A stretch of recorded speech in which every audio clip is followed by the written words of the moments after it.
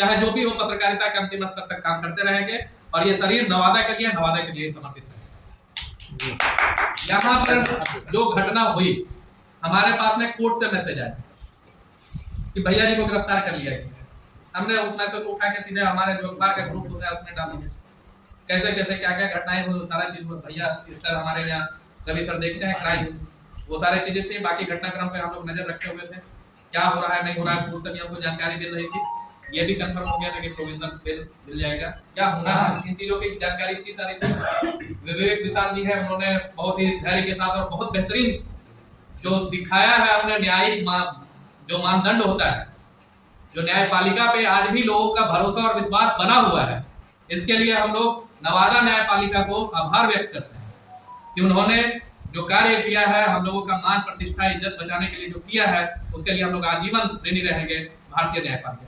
और खास करके यहाँ जो प्रथम न्यायिक दंडाधिकारी हैं श्री विवेक विशाल जी के, उनके प्रति हम लोग आभार व्यक्त करते हैं कि उन्होंने हमारे गार्जियन को, हमारे पिता समान जो है पत्रकार श्री रविन्द्रनाथ भैया जी को, उन्होंने जितना सहृदयता के साथ और कानून के तहत उन्होंने जो मापदंड पेश किया, उसके लिए वो आभार और तहे दिल से हम लोगों का स्वागत। रह गई बात यहाँ पर जो बैठे हैं, जो छोड़ दिए थे लीक कि आपस में ही जो हम लोगों की मान मर्यादा घटते जा रही है।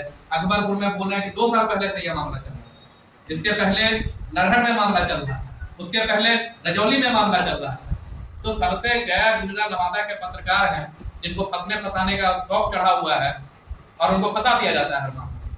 हम बताते हैं, मेरे पास और भी कई चीजें हैं, मेरा एक आवेदन पड़ा हुआ है, हम निजी तौर पे पता है। आप हमको बताइए कि कोई व्यक्ति शपथ अगर करता है पुलिस के सामने में चरित्र प्रमाण पत्र निकालने के लिए, झूठा शपथ करता है कि हमारे खिलाफ में पूरे नवादा में या पूरे भारत में कहीं पर भी केस लंबित नहीं है, और वो झूठा होता है, बाद में उस शपथ पत्र को खंडित कर दिया जाता है। तो क्या उस शपथ पत्र पर FIR दर्ज होना चाहिए या नहीं होना चाहिए? कानून क्या कहता है कि अगर कोई पुलिस प्रशासन के पास में या किसी भी सक्षम मजिस्ट्रेट के पास में झूठा शपथ करता है तो उस पर FIR होना चाहिए। आज 2 साल 2.5 साल हो गया आवेदन दिए, कोई FIR नहीं हुआ।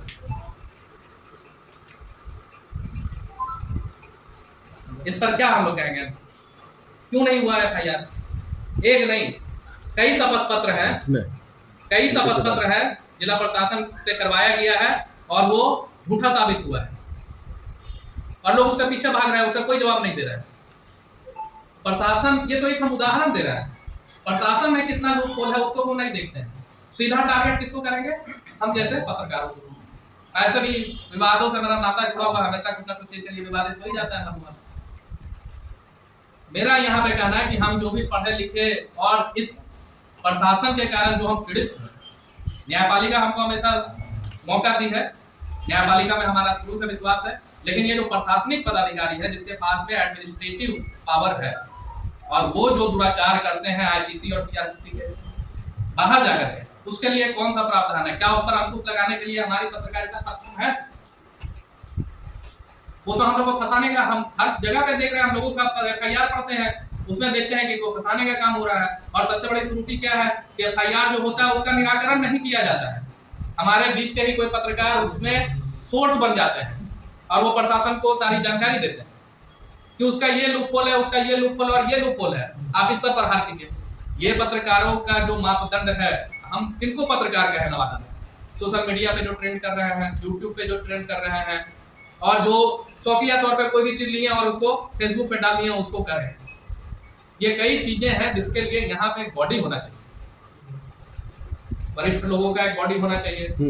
यहाँ पर अगर किसी भी पत्रकार जो हम लोग यहाँ पे बैठे हैं और इसके इधर जो आज नहीं आ पाए, वो भी हमारे संगी साथी हैं, भाई हैं, जिनको हम लोग पहचान रहे हैं, आपस में अगर कोई दिक्कत आती है तो उसको वहां पे रखें कि देखिए ये जो है वो व्यक्ति हमारे खिलाफ में ऐसे बोला है, हमारे खिलाफ में ये दुष्प्रचार कर रहा है, इसका निराकरण कीजिए।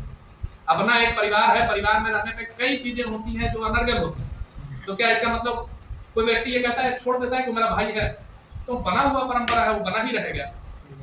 तो इन बीच में जो चीजें होती हैं उनके निराकरण के लिए नवादा जिला में एक बॉडी होना चाहिए, जिसमें 5 हमारे सम्मानित बुजुर्ग ही रहे, जिनका क्राइटेरिया ये 50-55 के पार है, जो समझा सके लोगों को कि नहीं बेटा ये गलत है, इस तरह से होना चाहिए।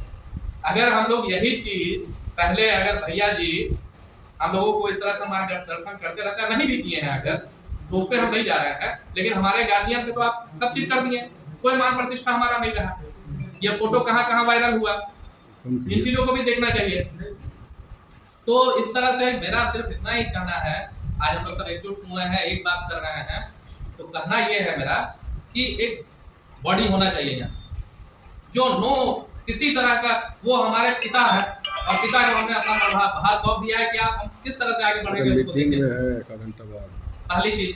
दूसरी चीज कि ऐसा नहीं है कि ह्यूमन एरर नहीं होता है, हमारे पत्रकार इतने ज्यादा टैलेंटेड नहीं है, सब मीटिंग में इतना नहीं जान रहे हैं। कुछ चीजें जो होती है भावना से भी हो जाती है, तो जो चीजों में हमसे गलती हो रही है उसको बैठ करके उनको बताएंगे कि हाँ हमसे गलती हो रही है। चलिए लास्ट कीजिए, कंक्लूड कीजिए। तो उसके लिए भी एक बॉडी होना चाहिए। तो इस तरह से चरणबद्ध तरीके से हमारे पास में कई 2-3 बॉडी होनी चाहिए जिसमें अलग अलग चीजों को, मुद्दों को रखा जाए। और सिर्फ अंतिम में यही कंक्लूड करना है कि जरूरत आ गई है नवादा में, स्वच्छ पत्रकारिता हम लोग करते रहे, पारदर्शी तरीके से भी करते रहे हैं, इसमें कहीं पर दो राय नहीं है कि अगर नवादा में कोई भी व्यक्ति कह दे कि मनमोहन हमसे 1 रुपया लिया खबर छापने के, ये कम से कम आप लोगों का ही दिया हुआ है। हमारे गुरु रहे हैं अजय कुमार जी, उनसे ही सीख मिली है, आज तक इस चीज को लेकर के आगे बढ़ रहे हैं, आगे भी बढ़ते रहेंगे। तो ये जो प्रकरण है बहुत ही, लेकिन इसकी कोई सीमा नहीं है जिसको हम लोग अपने शब्दों में बयां कर सकते हैं। इसकी घोर भर्त्सना करते हैं।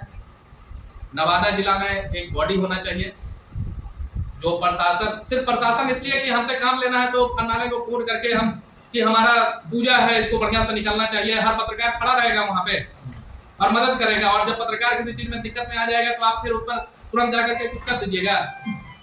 इस तरह का नहीं होना चाहिए। पुलिस, प्रशासन, पब्लिक, ये तीनों कड़ी है, तीनों को नवादा में ही रहना है और उसके अनुसार से यहाँ पे समन्वय के साथ कार्य आगे बढ़े। बस इतना करके अपना बात समाप्त करना चाहता हूँ। धन्यवाद।